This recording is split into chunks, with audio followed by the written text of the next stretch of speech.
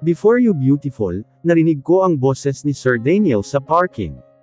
Kaagad kong inilinga ang tingin sa paligid, upang hanapin kung saan nanggagaling ang boses. Bigla akong napatigil sa kinatatayuan, at hindi maialis ang tingin sa binatang boss ko, na ilang linggo na akong hindi kinakausap, at lagi lang akong dinadaanan na parang hindi kami magkakakilala. Hindi pala, dahil kinakausap naman niya ako. Yun ay kung meron siyang itatanong na patungkol sa bahay. Bigla akong nakaramdam ng kirot sa puso, nang makitang may kasama siyang magandang babae at nakangiti rito. Parang pinipiga ang puso ko ng mga sandaling ito. Siya ba ang babaeng mapapangasawa ni Sir? Tanong ng puso ko, na unti-unti nang nadudurog sa sakit. Mabilis kong iniwasan ang tingin ni Sir, nang makitang napadako sa akin ang tingin niya. At ipinagpatuloy ang paglalakad. Habang naglalakad ako ay siya rin ang paglakad nilang dalawa na masayang nakangiti sa isa't isa, at magkahawak ang mga kamay. Habang naglalakad ay pinigilan ko ang sarili na sulyapan sila ng datingin. Hanggang sa magkatapat kami at nilagpasan ang isa't isa. Para kaming mga estranghero na hindi magkakakilala na napadaan sa bawat isa. Paglagpas nila ay hindi ko napigil ang lingunin si Sir Daniel. Na siyang pinakamalaking pagkakamaling ginawa ko. Dahil pagtingin ko, ay nagkasalubong ang mga mata namin ni Sir Daniel. At tiningnan lang ako ng malamig, at muling ibinalik ang tingin sa babaeng kasama. Napailing ako nang makita kung gaano kadali sa kanya na magpalit ng emosyon. Kanina habang nakatingin siya sa akin, ay hindi ko nababasa ang mga tingin na pinapukol niya, samantalang sa babaeng kasama niya nakikita ko kung gaano siya kasaya. Napayuko ako at tahimik na ipinagpatuloy ang paglalakad papunta sa architect department. Pagpasok ko ay kaagad kong inilapag ang aking mga daladala, at tahimik na umiyak sa ibabaw ng mesa. Hindi ko na naisip ang mga kasamahan ko, na baka pinagtitinginan ako. Basta na lang tumulo ang luha ko, nang sunod-sunod hanggang sa napahagulhol ako. Hindi ko alam kung kaya kong makita sila araw-araw na magkasama, at kapwa masaya. Akala ko kaya ko. Noong nagdesisyon ako na layuan si Sir Daniel, buo ang loob ko na kaya ko. Pero ngayon na nakita ko silang masayang magkahawak kamay, ay nahiling ko na sana ako na lang ang babaeng yun. Alice, anong problema? Bakit ka umiiyak? Boses ng kaibigan kong si Chris. Nahihimagan ko ang pag-aalala sa boses niya. Chris, tanging nasambit ko, ni hindi ko kayang salubungin siya ng tingin. Ayokong makita niyang umiiyak ako. Hush, let's get out of here. Hindi siya nagtanong ng kung ano pa basta na lang niyang sinabi na umalis kami sa office. Bigla akong napaangat ng tingin. Malabo man ang paningin ko dahil sa mga luha. Ay nababanaag ko ang simpatsya sa mukha ni Chris, at yumoko upang pahiran ang mga luha ko. Let's go. Muling aniya. Napahinga ako ng malalim at tumango. Tahimik kami kapwa na lumabas ng building, at kaagad na sumakay kami sa taxi, at bumaba sa park.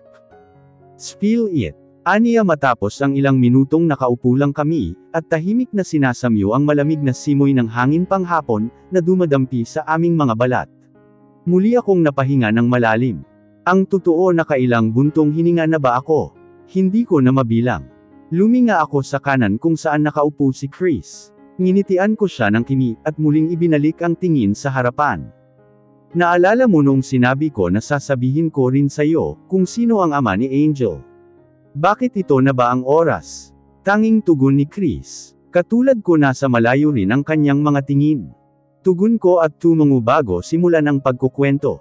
Hindi naman liban sa kaalaman ng lahat na nagtrabaho ako noon bilang pizza delivery girl. Isang beses, doon ko siya unang nakita, ang totoo kakaibang pangyayari ang nangyari noong nakilala ko siya. Ani ko at Nelang na nangingiti nang maalala ang nangyari. Ang sumunod noong magpakasal si Mommy sa Visayas. Pagpapatuloy ko, habang si Chris naman ay mataman lang akong pinakikinggan. Nung time na yun hindi ko matanggap kung bakit mag-aasawa pa si Mom, gayong matanda na siya. Dahil sa hindi ko matanggap ang kanyang muling pag-aasawa. Binaliwala ko ang oras ng flight schedule ko. Kaya naiwan ako ng eroplano. Kasalukuyang nakikipag-usap ako noon sa customer service desk, nang may lalaking lumapit sa akin. At siya ang lalaking yun. Biglang sabi ni Chris at tumingin sa akin. Napangisi ako at tumango. Ano ang sumunod na nangyari? Muling tanong niya at sumandig sa sandigan ng upuan, at tumangala sa langit. Inoffer niya na kung gusto ko, sasama na lang ako sa flight niya. Sumakay kami ng chopper na magkasama. Napapangiti ako tuwing maaalala ko ang mga iyon. Dahil noong time na iyon, pakiramdam ko para akong teenager na kinikilig, dahil nakita ang crush. Pagdating ng airport ay humiwalay na ako doon sa lalaking yun. But faith play its best. Dahil muli kaming nagkita sa kasal ni Mommy. Maybe because you two are destined for each other. Pagkukomento ni Chris, na inilingan ko. Paano kayo napunta sa kama? Tanong ni Chris at tiningnan ako. Dahil hindi ko matanggap ang pagpapakasal ni Mom. Nagpakalasing ako. Now I know. Nakilala mo ba ang daddy ni Angel? Oo, nakilala ko siya. Hindi ko makakalimutan kung gaano ako nagsuon noong mga panahon na yon, sa tuwing nakikita ko siya. Ani ko at napapangiti nang maalala kung gaano ako humanga sa lalaki noon. Kaya naman pala isinuko ang bataan, kasi type mo ang lalaki. Pagbibiro ni Chris na ikinatawa naming dalawa. Marupok ako besh, ani ko at muling ipinagpatuloy ang pagkwento. Si Sir Daniel ang daddy ni Angel. Siya ang lalaking nakilala ko at ang lalaking naka one night stand ko. Wa.si Sir Daniel. Si Sir Daniel ang ama ng anak mo. Gulat at hindi makapaniwalang saad ni Chris. Natinanguan ko. Napatikip ng bibig si Chris, at hindi nakapagsalita kaagad, dahil sa kanyang natuklasan. Huminga ako ng malalim, at tumingin sa mga batang naglalaro sa park. Naalala ko si Angel. Siguro matutuwa siya kung makilala niya ang daddy niya. Alam na ba ni Sir na may anak kayo? Biglang tanong ni Chris na kumuha ng atensyon ko. Napatingin ako sa kanya at umiling. So anong plano mo? Hindi ko pa alam. Tugon ko. Hindi ko talaga alam kung dapat ko pa bang ipakilala si Angel sa ama niya. Alam ko kung ano ang iniisip mo, Alice. Biglang sabi ni Chris na sinabayan nito ng tayo, at tumayo sa harapan ko at tinaasan ako ng kilay. Ano, wala kang balak na ipakilala si Angel sa daddy niya? Anito na puno ng kaseryosuhan ang tingin. Naguguluhan ako, Chris. Tapat kong tugon. Bumantong hininga si Chris, at pasalampak na naupo muli sa tabi ko. Hindi mo pwedeng itago ng habang buhay ang bata sa kanyang ama, Alice. Lalo na ngayon, lumiliit na ang inyong mundo. Natahimik ako sa kanyang sinabi. Tama siya, hindi ko maitatago ng panghabang buhay ang bata. Pero anong gagawin ko? Natatakot ako sa maaring maging reaksyon ni Sir. Paano kung hindi niya tatanggapin ang anak namin? Ayokong masaktan ang bata. Paano kung kukunin niya sa akin ang bata? Ang daming mga bagay na maaring mangyari ang tumatakbo sa isip ko. Ibang usapan kapag involved na ang anak ko. Gawin mo ang alam mong tama, Alice, ani ni Chris na kinuha ang kamay ko, at hawak-hawak ito habang sinasabi sa akin ang mga ito. Ngumiti ako ng tipid at tumango kay Chris. Let's go. Uwi na tayo. Mukhang uulan na. Ani ko nang makitang madilim ang kalangitan nang tumangala ako. Tara, ani ni Chris at sabay na kaming tumayo, at naglakad papunta sa waiting shed, kung saan ang sakayan ng taxi. Hindi nagtagal ay unti-unting pamatak ang ulan. Dahil sa ulan ay hindi kami kaagad nakasakay ng taxi, dahil damalang na ang mga sasakyang dumadaan. Napatingin ako sa kabilang kalye, at napansin ang lalaking nakatayo doon na may hawak na payong. Dahil sa hapon na at umuulan, ay hindi ko ito nakikita ng malinaw. Pero segurado akong lalaki ang nakatayo sa kabilang kalsada. Sir Daniel, bigkas ko nang makilala ang taong nakikita kong nakatayo. Nakilala ko ito nang tumama ang ilaw ng dumaang sasakyan sa gwapong lalaki. Napatingin ito sa akin, at nagtama ang aming mga mata. Ilang saglit akong natulala. Nagulat pa ako nang kinalabot ako ni Chris. Nasa harap na pala namin ang taxi, at hinihintay na niya ako na pumasok. Mabilis na kumilos ako at kaagad na pumasok. Napatingin ako sa lugar kung saan nakatayo kanina si Sir, pero hindi ko na ito nakita. Baka pinaglalaroan lang ako ng imahinasyon ko. Sa isip-isip ko at ipinilig ang ulo. Bakit? Nagtatakang tanong sa akin ni Chris. Wala. Parang nakikilala ko kasi yung lalaki kanina sa kabilang kalsada na nakatayo. Tugon ko. Baka imahinasyon mo lang yun. Sinong tanga ang tatayo sa daan sa gitna ng ulan? Sabagay, tugon ko. Nang biglang nagring ang cellphone ko, hello po. Alice anak. Gusto ko lang i-remind ka na bukas ang flight namin ni Angel. Naaalala ko po ma. Pakisabi kay Angel na sisunduan ko kayo. Sige, sasabihin ko anak. Excited na ang bata na makita ka. Ako rin po ma. Namimiss ko na ang baby ko. Tugon ko. At napangiti. Nasaan nga po pala si Angel ma? Andoon sa mga kalaro niya. Nagpapalam parang matanda. Ani ni mommy na lalo kung ikinangiti. So paano anak? I have to go. Tumawag lang ako para i-remind ka. Mahirap na baka magtampo ang anak mo. Ani ni mommy. Okay mom. Ingat kayo. Tugon ko at pinatay ang cellphone na hawak ko. Si tita. Pag-uusisa ni Chris. Anong sabi? Samahan mo ako bukas.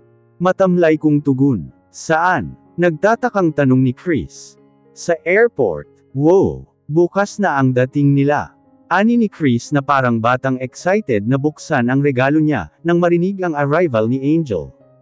Opo. Naku po may bata na namang tuwang-tuwa, at magkakaroon na ng kalaro. Birong pang-aasar ko kay Chris. Close na close kay Chris ang anak ko to the point na ako na ang pinagtutulungan nilang dalawa. Napailing na nangingiti ako sa katabi ko, at tumingin sa bintana. Napansin kong tumila na ang ulan, pero hindi na muli pang lumiwanag ang paligid, dahil gumagabi na. Good morning sir. Sabay-sabay na bati ng mga construction worker sa bahay. Good morning. Wala pa ba si Miss Albao? Kaagad na naitanong ko nang hindi makita ng mga mata ko ang babaeng hinahanap. Pero wala akong nakuhang anumang matinong sagot ni isa man sa kanila. Ang totoo, tumawag na rin ako sa office, upang alamin kung doon pumasok ang dalaga, pero hindi rin daw ito pumasok kahapon. Noong magtapat ang aming mga tingin, I saw sadness and pain in her beautiful face, yesterday when I saw her. I saw sadness in her. And it saddened me even more. Hindi ko kayang makita siyang malungkot. Ipinahatid ko sa driver ko si Bernadette sa bahay nila, upang makapagpahinga, dahil alam kong pagod siya mula sa biyahe. Tumungo ako sa office ng architect department, upang makausap sana si Alice about sa final touch ng bahay, at sa mga additional designs na ipinadagdag ko. Mula nang huli kaming mag-usap, ay hindi pa kami nakapag-usap muli, dahil sa nagkataon na marami akong dapat gawin, at naging busy ang schedule ko. Pagdating ko ng office, nakita kong kino-comfort siya ng kaibigan niya. Nagtataka ako bakit siya umiiyak. Lalapit na sana ako nang tawagin ako ni Arthur, para sa mga papeles na pinakukuha ko. Kaya nawala sa isip ko ang pagbabalak kong lapitan ang dalaga. Hapon na nang matapos akong basahin, at permahan ang mga puppy lease. Papauwi na sana ako nang ma-flat ang gulong ng sasakyan ko, malapit sa park. Kaagad akong tumawag sa bahay, upang magpasundo nang mapansin na nakatayo sa kabilang kalye si Alice, at ang kasama niya. Umuulan nang makita ko siya. Kumuha ako ng payong at lumabas ng kotse, nang biglang may dumating na taxi. Bago pa man sila makasakay sa taxi, ay saglit kaming nagkatinginan. Saglit lang na nangyari ang lahat. Pero kakaibang pakiramdam ang naging dulot sa akin. Pakiramdam na tanging sa kanya ko lang nararamdaman, laging lumulukso ang puso ko, kapag nakikita siya. I must say napakagay ng feeling kong iisipin, pero yon ang totoo. Baka nga pagtawanan ako ng mga tao, kapag nalaman nila kung paano ako kiligin sa tuwing ngangitian niya napailing ako at gumuhit ang ngiti sa aking labi. Magla-lunch break na pala.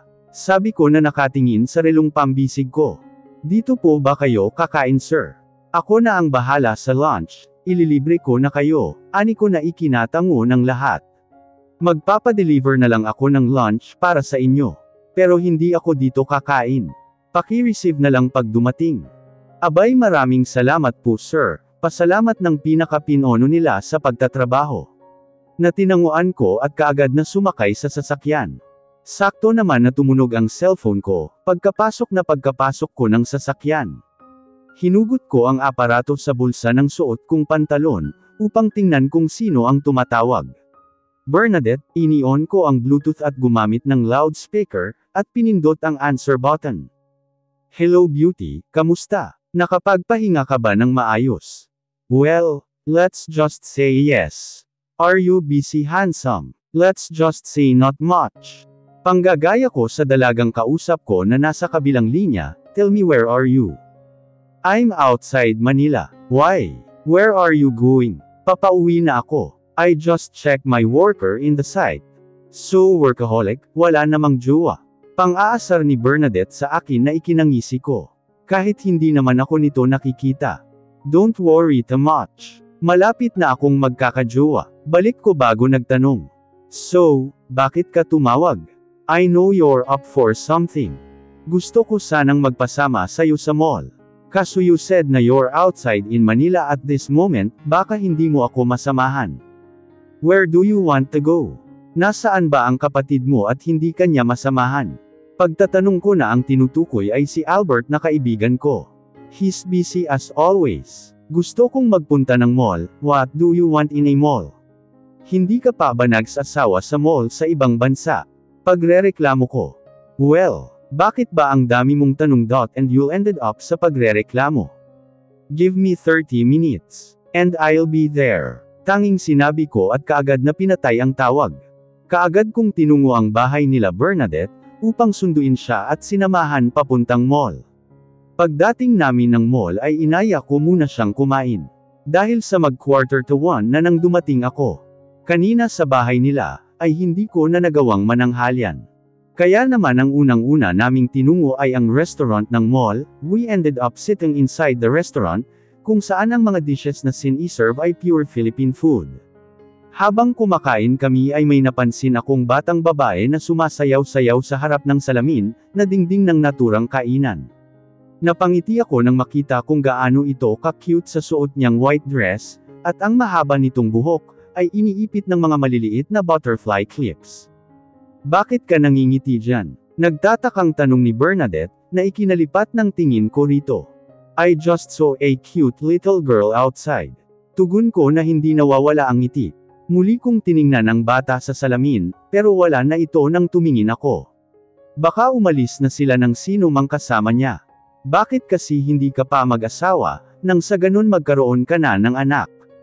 Huwag mo nang hintayin yung babaeng kinikwento mo. Paninir mo nito habang sumasandok ng kare-kare. Sino naman ang aasawahin ko? Akala ko ba nakita mo na siya? Bakit mukhang hindi ko naman nakikita? Anong hindi mo nakikita? Naguguluhang tanong ko. Minsan talaga magulo din kausap ang babaeng ito. Na masaya ka. Aniya at umangat ng tingin at nakipagtitigan sa akin. Sa nakikita ko sa iyo, hindi ka masaya, malungkot ang iyong mga mata, kahit nakangiti ka. Pagpapatuloy niya at muling ibinalik ang atensyon sa kinakain. Kailan ka pa natutong magbasa ng nararamdaman ng tao? Noong time na ipinadala ako nila mom at dad sa ibang bansa, para doon mag-aral. Napatingin naman ako ng seryoso sa dalagang kaharap. Huwag mo akong tingnan ng ganyan. Alam kong maganda ako. Hindi ako magiging top model, kung hindi ako kagandahan. Confident ka ah. Oo naman no. Ikaw lang talaga ang hindi nahuhumaling sa ganda ko. Bernadette is my girlfriend way back in high school. But our relationship is like others, hindi rin nagtagal. Muntik pang masira ang pagkakaibigan namin noon ni Albert, noong maghiwalay kami ng kapatid niya, but we managed to accept everything, at bumalik sa normal ang lahat. Noong nasa ibang bansa ako, natuto akong bumasa ng nararamdaman ng tao. Natuto rin akong maging independent. Sa nakikita ko, maganda ang naging kinalabasan ng pangangibang bansa mo. We can say na oo, pwede ring hindi. Aniya at tumingin sa akin ng mapanuri, noong nasa ibang bansa ako na miss kita. Seryosong aniya nang initian ko ng nakakaloko. Well, ano pa nga ba ang masasabi ko? Alam ko namang gwapo ako, at talagang nakakamiss ang kagwapuhan ko. Pagmamayabang ko. Hay nako naman, parang gusto ko tuloy pagsisihan na sinabi ko pang na-miss kita. Aniyang naiiling na parang dismayado na ikinatawa ko. Salamat, tapos ka na bang kumain? Tanong ko nang mapansin na hindi na niya ginagalaw ang pagkain. Tapos na ako. Tugon ni Bernadette matapos uminom ng tubig, at mahinhin na pinunasan ng tisyo ang labi. So let's go. Pag-aaya niya na kaagad kong tinanguan. Saan mo gustong pumunta? Kailangan sulitin natin ang araw na ito, na inabala mo ako sa trabaho, para lang samahan ka. Pagbibiro ko. Nagtatawanan kaming naglalakad, at nagkukwentuhan tungkol sa mga nangyari sa kanya sa ibang bansa, nang mapansin ko ang batang nakita ko kanina sa harap ng salamin ng restaurant. Nakatayo ito sa gitna ng mall, at parang may hinahanap ang tingin. Mukhang malapit na rin itong iiyak. Hindi maintindihan ng binata, pero ang gaan ng pakiramdam niya sa batang babae. Bagay na hindi niya naramdaman sa mga batang nakilala niyang anak ng kanyang mga kaibigan. Kakaiba ang pakiramdam niya sa batang kaharap. Pakiramdam niya ay parang may kung ano na nagtutulak sa kanya na lapitan ito at kausapin. "Hello little girl, bakit ka nag-iisa dito? Nasaan ang mommy mo?" Malambing na tanong niya sa bata, at lumuhad upang magpantay ang tingin nila. Tiningnan siya ng batang babae mula ulo hanggang paa, bago ito nagsalita. "Mommy said don't talk to strangers daw po, kaya sorry hindi ko kayo sasagutin." Anang bata at tangkang tatalikuran na sana siya nang magsalita siyang muli. "Okay, para hindi ako stranger sa'yo. I'm Daniel Villafuerte. Ikaw anong pangalan mo?" Pagpapakilala niya sa sarili, at mukhang effective naman ang kanyang ginawa, dahil ngumiti ang bata sa kanya. "I'm Angel Grace Ashna Albao. Nice to meet you po." Anang bata at umaktong makikipagkamay, pero napipilan siya at hindi nakagalaw sa narinig. "Angel Grace Ashna Albao ha, bakit napaka-familiar ng pangalan niya? Nagkataon lang ba na pareho silang may Ashna at Albao sa pangalan?" "Sir, okay lang po ba kayo?" Tanong ng bata sa kanya na ikinatingin niya uli dito. Hindi niya namalayang na space out na pala siya. Nakatingin na parang nagtataka ang bata sa kanya. "Sorry, ilang taon ka na little girl?" Muling tanong niya sa bata. "I'm 4, anang bata na hindi na natapos dahil sa pagsulpot ng babaeng mukhang may edad na, at tarantang lumapit sa kinaroroonan nila, at binuhat ang naturang batang babae. "Nako naman Angel, kung saan-saan ka nagpupunta. Alam mo bang alalang-alala na ako kakahanap sa'yo?" Nag-aalalang sabi ng may edad na babae, at sinukli ng daliri ang buhok ng bata. "Naku sir, pasensya na kayo sa abala. Salamat sa pagbabantay nitong Angel ko." Pagpapasalamat ng ginang na tinanguan niya. Kaagad naman itong umalis, dala-dala ang batang babae. Hindi niya maialis ang tingin sa bata. Iba ang pakiramdam niya sa bata. "Sino ka?" Ang tanging nasambit ng binata, habang tinitingnan ng papalayong balto ng dalawa.